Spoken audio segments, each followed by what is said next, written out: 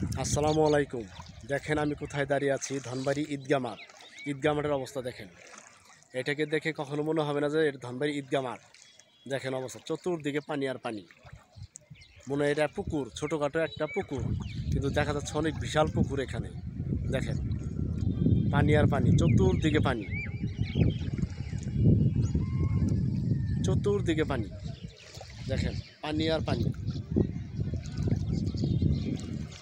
পানি আর পানি।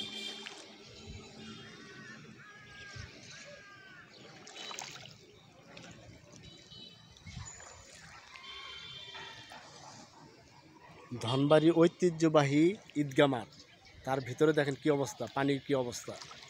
পানি, আমি এই মাঠ দিয়ে হেঁটে যাচ্ছি, দেখেন পানি।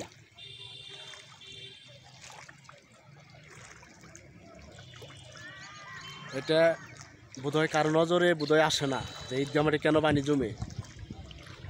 দেখেন পানি নামার কোনো ব্যবস্থা নাই। সবাই ভালো থাকবেন এবং এটাকে মেরামত করার জন্য সবাই মিলে চেষ্টা করবেন। ভালো থাকবেন সবাই। আসসালামু আলাইকুম। তাহলে কি অবস্থা ধনবাড়ি ঈদগাহ মাঠের?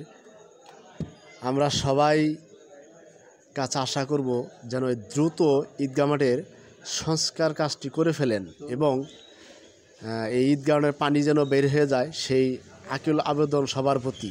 এবং মাটি কেটে যেন এটারে উঁচা করা হয়, যাতে পানিটা যেন না বাজে। সবাই ভালো থাকবেন। আল্লাহ হাফেজ।